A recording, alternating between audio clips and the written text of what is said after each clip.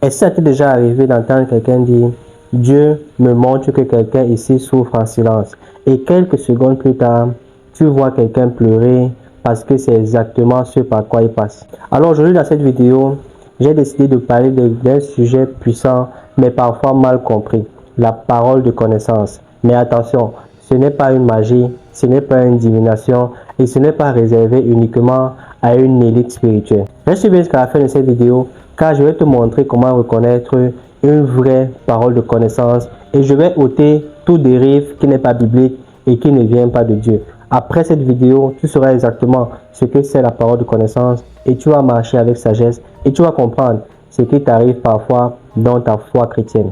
La parole de connaissance est un don spirituel mentionné au premier épître de Corinthiens, chapitre 12, verset 8. C'est une révélation surnaturelle donnée par le Saint-Esprit concernant un fait précis qu'on ne pouvait pas connaître naturellement. Donc généralement, la parole de connaissance est destinée pour des faits qui sont déjà passés ou qui se passent actuellement. Donc avec la parole de connaissance, on parle des faits passés et des faits présents. Donc en parlant de parole de connaissance, ce n'est pas une supposition, ce n'est pas une pensée humaine ou ce n'est pas quelque chose de caché. C'est le Saint-Esprit qui nous donne de comprendre et de savoir ce qui s'est passé ou ce qui se passe actuellement. C'est un don qui vient du Saint-Esprit.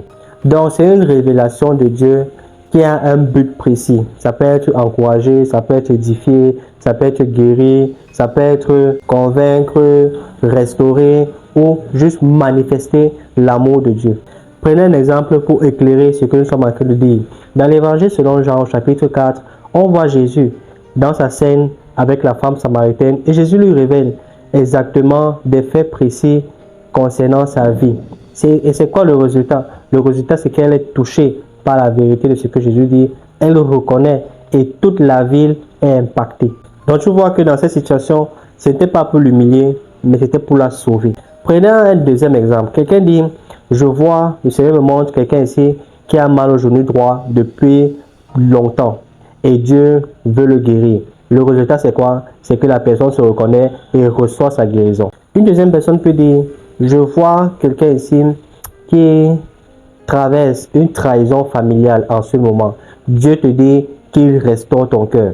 Et le résultat, c'est que la personne se sent comprise. La personne voit que le Seigneur a ses intérêts à cœur et elle reçoit sa guérison, elle reçoit sa paix intérieure. Donc tu vois dans ces exemples que la parole de connaissance révèle des faits qui sont cachés, mais pour apporter la restauration et pour apporter la lumière du Seigneur Jésus. Il est très important de comprendre que la parole de connaissance, ce n'est pas lire dans les pensées.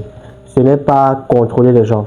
Ce n'est pas exposer publiquement pour l'humilier. Ce n'est non plus un spectacle pour impressionner les gens. Donc tu comprends que si cette parole de connaissance apporte peur, apporte honte, apporte doute, ce n'est pas le cœur de Dieu. Une vraie parole de connaissance apporte la paix et la lumière de Jésus-Christ, même, je dis bien, même quand elle corrige. Donc tu vois qu'une vraie parole de connaissance s'aligne avec la parole de Dieu. Une vraie parole de connaissance apporte la lumière. Une vraie parole de connaissance apporte la paix de Jésus-Christ. Une vraie parole de connaissance te dirige vers le Créateur qui est Jésus. Une vraie parole de connaissance produit des fruits spirituels qui vont durer pour l'éternité. Une vraie parole de connaissance glorifie Dieu et non l'homme. Et surtout, elle est donnée par l'amour. N'oubliez pas, la Bible nous fait comprendre que si nous faisons toutes choses sans l'amour, c'est que nous ne faisons rien d'important. Nous faisons quelque chose qui n'est pas considéré par Dieu. L'amour doit être la base, la fondation de tout ce que nous faisons. Est-ce que tout le monde peut recevoir ce don? La réponse, c'est oui. Mais il faut comprendre que les dons spirituels sont distribués par le Saint-Esprit comme il veut. Mais chaque chrétien peut demander à Dieu d'être utile pour être une bénédiction pour les autres. Donc tu comprends que ce n'est pas une question de titre, ce n'est pas une question de plateforme, ce n'est pas une question d'intimité ou de profondeur avec Dieu.